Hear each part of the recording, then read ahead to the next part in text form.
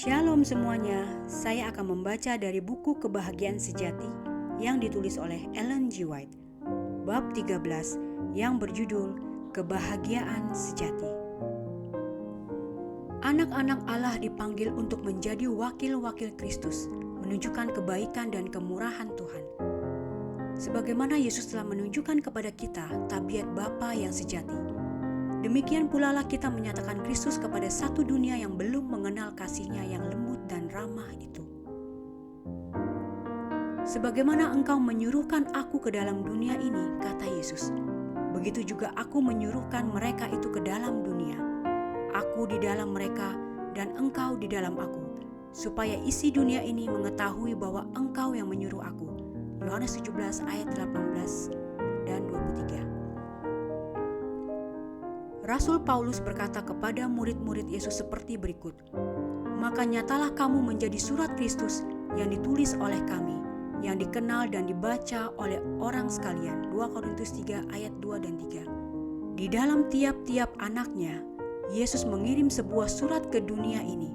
Jika engkau adalah murid Yesus, Dia mengirimkan di dalam engkau sebuah surat untuk keluarga, untuk kampung, jalan raya, di tempat tinggalmu. Yesus yang berdiam di dalam engkau ingin berbicara ke hati orang-orang yang belum mengenal Dia. Mungkin mereka belum membaca Alkitab atau belum mendengar suara yang berbicara kepada mereka melalui halaman-halaman buku itu. Mereka belum melihat kasih Allah melalui segala pekerjaannya.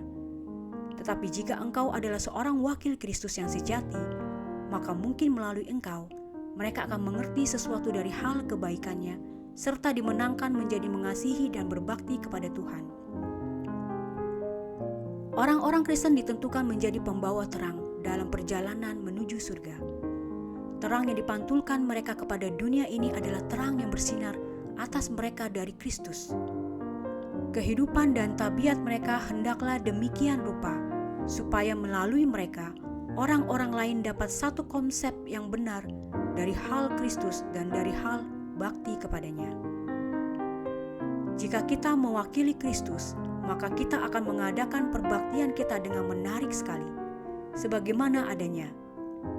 Orang-orang Kristen yang menghimpun kemurungan dan duka ke dalam jiwanya, bersungut-sungut dan berkeluh kesah, berarti memberikan gambaran yang salah dari hal Allah dan kehidupan Kristen kepada orang lain. Mereka memberikan kesan bahwa Allah tidak memperkenankan anak-anaknya berbahagia, dan di dalam hal seperti ini berarti mereka menjadi saksi palsu melawan Bapa kita yang di surga. Setan bergembira apabila dia dapat memimpin anak-anak Allah ke dalam pengingkaran dan kemurungan. Dia gembira melihat kita tidak percaya kepada Tuhan, meragu-ragukan kesudian dan kuasa-Nya menyelamatkan kita. Dia senang membuat kita supaya merasa bahwa Tuhan menyakiti kita dengan pimpinannya. Setan bekerja menampilkan Allah sebagai yang tidak mempunyai kasih dan kelembutan. Dikacaukannya kebenaran dari hal Allah. Diisinya pikiran dengan pikiran-pikiran palsu mengenai Allah, sehingga gantinya tinggal di dalam kebenaran Bapa kita yang di surga. Kita sering meletakkan pikiran kita di atas tafsiran-tafsiran yang salah yang diberikan setan itu, menghina Allah dengan jalan kurang percaya dan bersungut-sungut melawan Dia. Ia selalu berusaha membuat kehidupan beragama itu satu kemuraman. Dia ingin memperlihatkan bahwa kehidupan beragama itu sukar dan sulit. Dan apabila orang Kristen menampilkan yang demikian di dalam kehidupan beragamanya sendiri, maka dia melalui kekurang percayaannya menunjukkan sekonyongnya kepada kepalsuan setan itu. Banyak orang yang berjalan sepanjang jalan hidup memikirkan selalu akan kesalahan-kesalahan, kegagalan-kegagalan dan kekecewaan-kekecewaannya, sehingga hati mereka dipenuhi dengan kegetiran dan kekecewaan. Ketika saya berada di Eropa, seorang saudara yang dalam keadaan seperti ini, dalam keadaan tertekan batin yang berat, menulis surat kepada saya, memohon kata penghiburan yang menguatkan hati. Malam sesudah saya membaca suratnya, saya bermimpi bahwa saya berada di sebuah taman, dan seorang yang agaknya pemilik taman itu memimpin saya menjalani jalan-jalan yang ada di dalamnya. saya sedang mengumpulkan bunga-bunga dan menikmati baunya yang semerbak, ketika saudari ini yang berjalan di sisi saya mengarahkan perhatian saya kepada duri-duri yang menghalangi jalannya. Di sana dia meratap kesakitan. Dia tidak berjalan pada jalan yang telah disediakan, yang ditunjukkan petunjuk jalan, melainkan berjalan di celah-celah unak dan duri. Aduh, seduhnya. Bukankah sayang sekali taman yang indah ini dirusakkan oleh duri-duri itu? Lalu penunjuk jalan itu berkata, biarkanlah duri-duri itu, karena duri-duri itu hanya mampu melukai engkau. Kumpulkanlah bunga-bunga, bunga mawar dan bakung. Bukankah telah ada saat-saat gembira di dalam pengalamanmu? Bukankah engkau telah mempunyai waktu-waktu yang indah di mana jantungmu berdebar dengan kegembiraan dalam menyambut Roh Allah? Jika engkau menoleh kembali kepada pengalaman-pengalamanmu pada masa lampau, apakah engkau tidak mendapat masa-masa yang menyenangkan? Bukankah janji-janji Allah seperti bunga-bunga yang berbau harum itu bertumbuh di sisi perjalananmu? Apakah engkau tidak membiarkan keindahan dan keelokannya mengisi hatimu dengan kegembiraan? Duri-duri mawar hanyalah melukai dan menyakiti engkau. Tetapi jika engkau hanya mengumpulkan duri-duri ini dan memberikannya kepada orang-orang lain, bukankah dengan demikian engkau, selain menghina kebaikan Allah, juga menghalangi orang-orang yang ada di sekelilingmu berjalan pada jalan kehidupan itu? Mengumpulkan kenangan-kenangan yang tidak menyenangkan di mana masa lampau tidaklah bijaksana. Segala yang jahat-jahat dan yang mengecewakan, membicarakannya, meratapinya sampai kita pun dirundung kekecewaan. Satu jiwa yang kecewa diisi kegelapan, mematikan terang Allah dari dalam jiwanya, lalu melontarkan bayang-bayang suram kepada jalan orang-orang lain juga. Terima kasih kepada Tuhan karena telah diberikannya kepada kita banyak kegembiraan.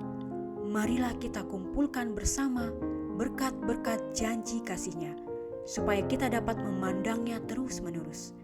Anak Allah meninggalkan tahta Bapanya, membungkus keilahiannya dengan kemanusiaan, supaya dengan demikian Dia dapat menyelamatkan manusia dari kuasa setan. Kemenangannya untuk kita, membuka pintu surga bagi manusia, memperlihatkan kepada manusia ruang hadirat Allah, di mana Allah membuka kemuliaannya. Bangsa yang sudah jatuh itu diangkat dari lubang kehancuran, ke tempat mana dia dijerumuskan dosa, lalu dibawa kembali ke dalam perhubungan dengan Allah yang tidak batasnya. Dan setelah sanggup melalui ujian ilahi dengan iman di dalam penebus kita, diselubungi dengan kebenaran Kristus dan ditinggikan kepada tahtanya, inilah gambaran yang diberikan Allah untuk kita renungkan.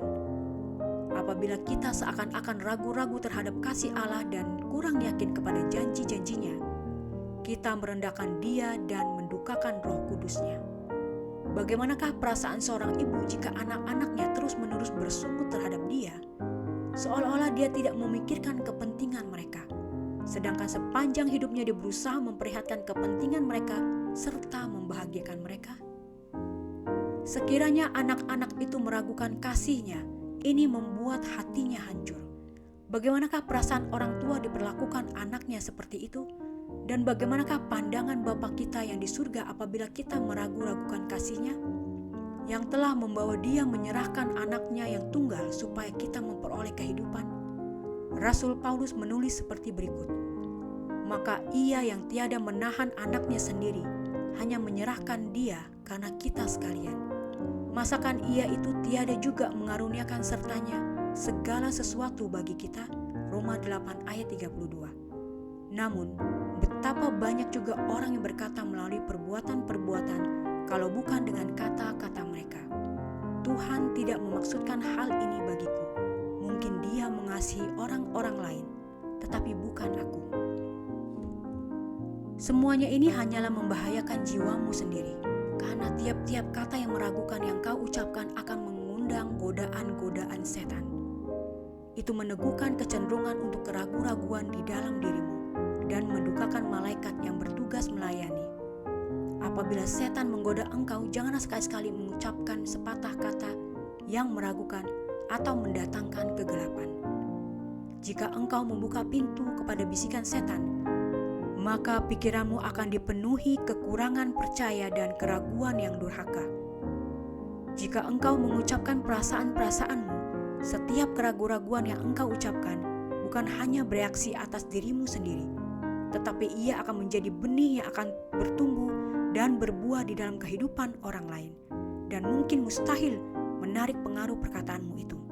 Engkau sendiri mungkin dapat sembuh daripada kebinasaan pencobaan dan dari jerat setan, tetapi orang lain yang telah terpengaruh oleh perkataanmu mungkin tidak dapat melepaskan diri dari kekurangan percayaan yang engkau ucapkan itu. Betapa pentingnya kita membicarakan hanya perkara-perkara yang akan memberikan kekuatan rohani dan hidup. Para malaikat memasang telinga untuk mendengar laporan apakah yang engkau bawa kepada dunia ini mengenai Tuhanmu yang ada di dalam surga. Biarlah percakapanmu mengenai Dia yang telah hidup untuk mengadakan permohonan bagimu di hadapan Allah. Apabila engkau berjabat tangan dengan seorang sahabat, pujilah Tuhan dengan bibir dan di dalam hatimu. Ini akan menarik segala pikirannya kepada Kristus. Masing-masing mempunyai ujian-ujian, kesulitan-kesulitan yang berat dipikul, godaan-godaan yang susah dilawan. Janganlah utarakan kesulitan-kesulitanmu di hadapan sesama manusia yang fana, melainkan bawalah segala sesuatu kepada Allah di dalam doa. Buatlah satu peraturan untuk tidak pernah mengucapkan sepatah kata yang meragukan dan mengecewakan. Engkau dapat melakukan banyak hal untuk menggembirakan hidup orang-orang lain dan menguatkan usaha-usaha mereka melalui kata-kata pengharapan dan kegembiraan yang kudus. Sering satu jiwa yang perkasa ditekan oleh penggodaan dengan hebat, hampir-hampir menyerah di dalam perjuangan melawan diri dan kuasa jahat. Janganlah tawarkan hati seseorang yang berjuang keras seperti itu. Gembirakan dia dengan kata-kata yang penuh keberanian dan harapan yang akan mendorong dia maju meneruskan perjalanannya. Supaya terang Kristus bersinar daripadamu. Karena di antara kita, seorang pun tiada yang hidup bagi dirinya sendiri, dan seorang pun tiada yang mati bagi dirinya sendiri. Roma 14 ayat 7. Dengan pengaruh kita yang tiada kentara, orang-orang lain dapat dikuatkan dan diteguhkan, atau mereka dapat juga ditawarkan hatinya, sehingga dihalau dari Kristus dan kebenaran. Banyak juga orang yang mempunyai pikiran-pikiran yang salah mengenai kehidupan dan tabiat Kristus. Mereka menganggap bahwa dia tidak pernah dan tidak gembira, bahwa dia seorang yang keras, kejam dan tidak periang. Di dalam banyak hal, seluruh pengalaman keagamaan diwarisi oleh pandangan-pandangan tersebut semacam ini. Sering dikatakan bahwa Yesus menangis, tetapi hampir tidak pernah ia dikenal tersenyum. Memang juru selamat kita adalah seorang manusia duka yang banyak mengenal liku-liku kepahitan, karena dia membuka hatinya terhadap segala duka cita manusia. Tetapi walaupun hidupnya adalah penyangkalan diri dan dibayang-bayangi derita dan keluh kesah, rohnya tidak hancur. Wajahnya tidak menunjukkan duka dan persungutan, melainkan selalu menunjukkan ketenangan yang penuh damai. Hatinya adalah pancaran air hidup, dan kemanapun dia pergi, dia membawa damai sentosa, kegembiraan dan kesukaan. Juru selamat kita amat bersungguh-sungguh dan tekun benar, namun tidak pernah berwajah murung atau masam. Kehidupan orang-orang yang meniru dia akan penuh dengan tujuan yang sungguh-sungguh. Mereka akan mempunyai satu perasaan tanggung jawab pribadi yang dalam. Tiada lagi kesia-siaan, tiada lagi kesukaan yang riuh suasananya, tiada kecerobohan kasar, tapi agama Yesus mendatangkan damai seperti sebuah sungai. Terang kegembiraan itu tidak dipadamkan juga tidak menghalangi kegembiraannya atau memuramkan wajah yang berseri-seri dan tersenyum. Kristus datang bukanlah untuk dilayani, melainkan untuk melayani. Dan apabila kasih-Nya bertatah di dalam hati, maka kita akan menurut teladannya. Jika kita mengutamakan perbuatan-perbuatan yang tidak ramah dan tidak adil di dalam pikiran kita, yang dilakukan orang lain terhadap kita, maka mustahillah kita mengasihi mereka seperti Yesus mengasihi kita. Tetapi jika pikiran kita tinggal di dalam belas kasih Kristus yang ajaib bagi kita, maka roh yang serupa itulah yang mengalir pula kepada orang lain. Kita harus saling menghormati meskipun kesalahan-kesalahan dan cacat-cacat tidak bisa tidak akan kita lihat. Kerendahan hati dan tidak berharap kepada diri sendiri haruslah ditumbuhkan, disertai kelemah lembutan yang sabar terhadap kesalahan-kesalahan orang lain. Inilah yang memusnahkan sikap mementingkan diri yang sempit, lalu membuat orang bermurah hati dan dermawan. Penulis Mazmur berkata, "Haraplah pada Tuhan dan buatlah baik. Diamlah di atas bumi dan peliharakanlah dirimu dengan setia." Mazmur 37 ayat 3. Haraplah pada Tuhan. Setiap hari mempunyai bebannya sendiri-sendiri, kekhawatiran dan kesulitan-kesulitannya. Dan apabila kita ketemu, betapa siap kita mengutarakan kesulitan-kesulitan dan pencobaan-pencobaan kita. Begitu banyak kesulitan-kesulitan yang dipinjam mengganggu. Betapa banyak rasa takut yang dilebih-lebihkan. Begitu juga beban hati yang dinyatakan, sehingga orang lain menyangka bahwa kita tidak mempunyai juru selamat yang kasih dan penyayang yang sedia mendengar segala permohonan kita, serta menyodorkan pertolongan di dalam setiap waktu kekurangan. Beberapa orang selalu takut dan meminjam kesulitan. Setiap hari mereka dikelilingi kenyataan kasih Allah. Setiap hari mereka menikmati kelimpahan pimpinannya. Tetapi mereka tidak memperhatikan karunia-karunia yang ada ini. Pikiran-pikiran mereka tertumpu terus-menerus atas sesuatu yang tidak sepatutnya, yang ditakutinya akan terjadi, atau beberapa kesulitan yang memang ada. Meski itu kecil, membutakan mata mereka terhadap banyak perkara-perkara yang menuntut rasa syukur. Kesukaran-kesukaran yang dihadapi mereka gantinya mendorong mereka kepada Allah, yang satu-satunya sumber pengharapan mereka, memisahkan mereka daripadanya karena membangkitkan kegelisahan dan sungut-sungutan. Apakah baik untuk menjadi demikian kurang percaya? Mengapa kita tidak tahu berterima kasih dan mengapakah kita curiga? Yesuslah sahabat kita. Semua penghuni surga kita memperhatikan kesejahteraan kita. Kita seharusnya jangan memperkenankan kekacauan dan kesusahan hidup sehari-hari menyakiti pikiran dan mengabutinya dengan ketakutan. Jika kita mau, selalu ada sesuatu yang hendak mengganggu dan menjengkelkan. Janganlah kita memanjakan suatu keinginan yang hanya mengganggu dan memenatkan kita, bukannya membantu kita menanggung pencobaan-pencobaan. Mungkin engkau mengalami kesulitan dalam usaha. Pengharapan masa depanmu bertumbuh semakin gelap, dan kamu mungkin terancam bangkrut. Tetapi janganlah tawar hati. Letakkanlah segala kesusahanmu kepada Allah. Tetaplah tenang dan gembira. Doakanlah supaya diberi kebijaksanaan mengatur masalahmu dengan bijaksana. Dengan demikianlah engkau dapat mencegah kerugian dan malapetaka. Lakukanlah sekuat tenagamu apa yang engkau dapat lakukan untuk mendatangkan hasil yang baik. Yesus telah menjanjikan pertolongannya, tetapi janji itu tidaklah terpisah daripada usaha kita sendiri. Apabila bergantung kepada penolong kita itu, engkau telah lakukan semua yang dapat engkau lakukan. Terimalah hasilnya dengan gembira. Bukanlah kehendak Allah umatnya dibebani dengan penderitaan, tetapi Allah kita tidak menipu kita.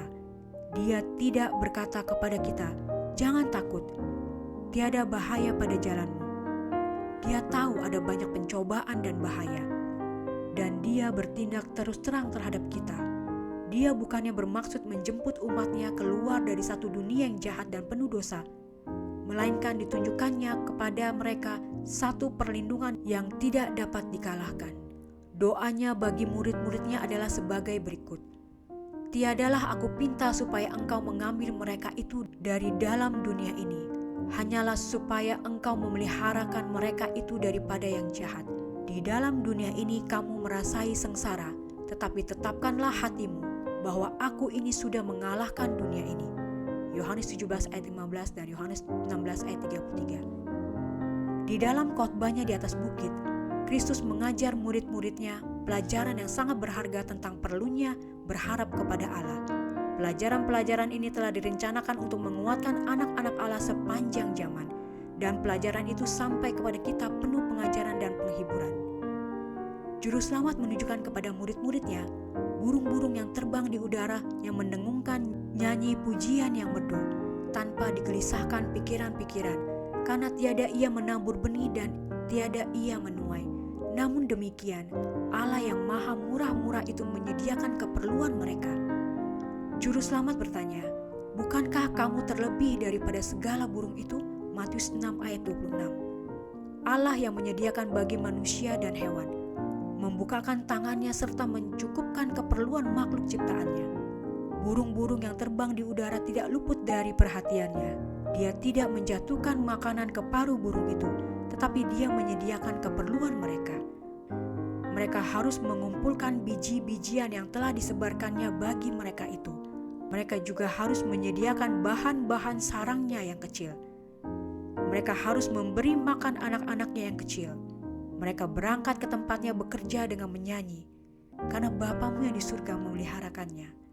Dan bukankah kamu lebih indah daripada burung itu? Bukankah engkau sebagai penyembuh yang lebih pintar dan rohani lebih berharga daripada burung-burung yang di udara? Tidakkah Allah yang sudah menjadikan kita, yang pemelihara hidup kita, seorang yang telah membentuk kita menurut gambaran ilahinya sendiri, menyediakan keperluan kita jika kita berharap di dalam Dia? Kristus menunjuk kepada murid-muridnya bunga-bunga yang di ladang, yang bertumbuh dengan subur, dengan keindahannya yang sederhana yang diberikan Bapa yang di surga kepada mereka itu, sebagai satu penyataan kasih-Nya kepada manusia. Katanya, perhatikanlah bunga bakung di padang, bagaimana tumbuhnya. Keindahan dan kesederhanaan bunga-bunga alam ini jauh lebih mulia daripada pakaian Sulaiman. Pakaian yang paling indah yang dapat diciptakan keahlian seni manusia tidak dapat menandingi karunia alam dan keindahan yang cemerlang dari bunga-bunga ciptaan Allah. Yesus bertanya, jikalau sedemikian Allah menghiasi rumput di padang, yang ada pada hari ini dan esoknya dibuangkan ke dapur api, apakah lagi Ia melebihkan kamu, hai orang yang kurang percaya? Matius 6 ayat 28 dan 30. Jika Allah, seniman ilahi itu, mengaruniai kembang sederhana yang berusia 1 hari saja itu keindahan dan warnanya yang aneka ragam, betapa lebih besarnya pemeliharaan yang akan diberikannya kepada orang-orang yang diciptakan menurut gambarnya sendiri. Pelajaran yang diberikan Kristus ini merupakan satu teguran kepada pikiran-pikiran khawatir, kebingungan dan kebimbangan daripada hati yang tidak beriman. Tuhan mau supaya semua anak-anaknya lelaki dan perempuan berbahagia, penuh damai dan menurut. Yesus berkata, sejahtera aku tinggalkan padamu, bahkan sejahtera aku sendiri aku berikan kepadamu. Bukan seperti diberi oleh dunia ini aku berikan kepadamu. Janganlah susah hatimu dan jangan takut. Maka segala perkara ini aku katakan kepadamu supaya kesukaanku tetaplah di dalam kamu dan kesukaanmu pun sempurnalah. Yohanes 14 ayat 27, Yohanes 15 ayat 11. Kebahagiaan yang diperoleh dari motif-motif yang mementingkan diri sendiri di luar jalan kewajiban tidak benar adanya, pula tidak menentu dan hanya sebentar saja. Kebahagiaan yang demikian berlalu, sehingga jiwa dihiasi kesunyian dan duka. Tetapi kegembiraan dan kepuasanlah yang diperoleh dalam berbakti kepada Allah. Orang-orang Kristen tidak dibiarkan berjalan pada jalan yang tidak menentu. Dia tidak dibiarkan menyerah kepada perasaan kecewa. Jika kita tidak mendapat kesukaan dalam kehidupan ini, kita masih dapat kegembiraan yang lebih besar dalam memandang kehidupan yang akan datang. Namun di dunia ini sekalipun orang-orang Kristen dapat menikmati kegembiraan hubungan dengan Kristus, mereka dapat memiliki sinar kasih-Nya, penghiburan yang kekal dari hadirat-Nya. Setiap langkah dalam kehidupan dapat membawa kita lebih dekat kepada Yesus, dapat memberikan pengalaman yang dalam dari hal kasih-Nya, dan dapat membawa kita selangkah lebih dekat menuju tempat tinggal yang damai sentosa. Oleh karena itu, janganlah kita buangkan keyakinan kita, melainkan meneguhkan hati lebih teguh dari masa lalu.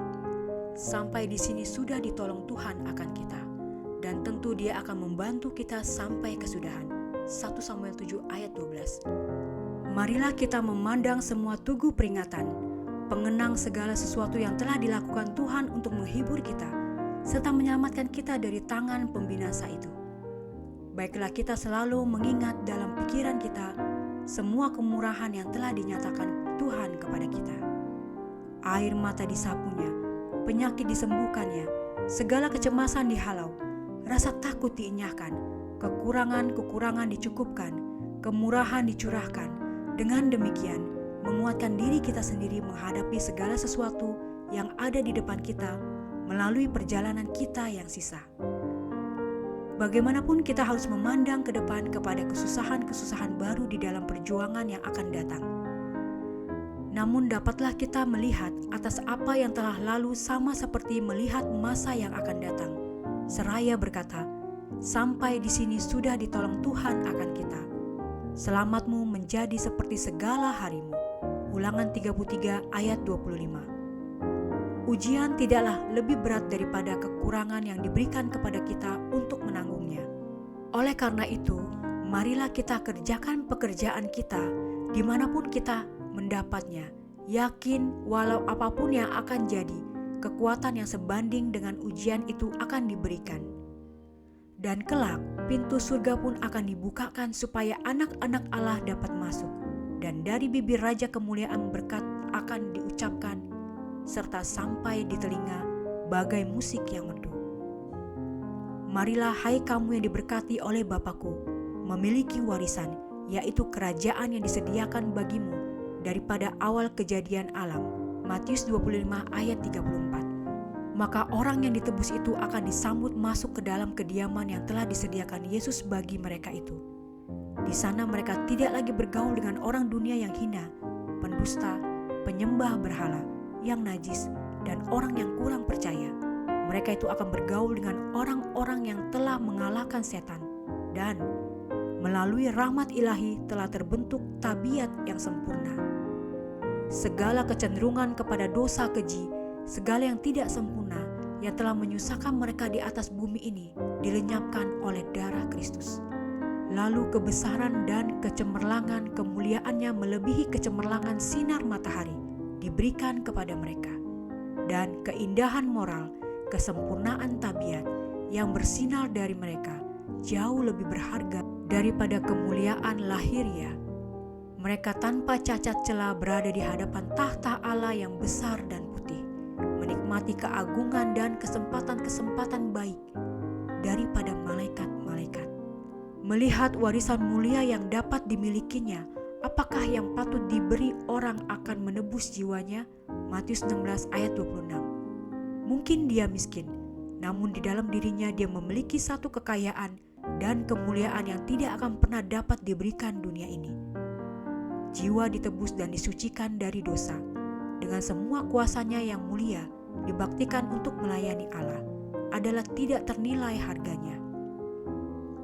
Maka terdapatlah satu kegembiraan di surga di hadapan hadirat Allah dan malaikat-malaikat yang suci, karena satu jiwa yang telah ditebus, satu kesukaan yang dinyatakan di dalam lagu-lagu kemenangan yang kudus. Demikianlah bacaan buku Kebahagiaan Sejati bab 13 yang berjudul Kebahagiaan Sejati. Ini merupakan bab terakhir dari buku Kebahagiaan Sejati. Selamat mendengarkan dan Tuhan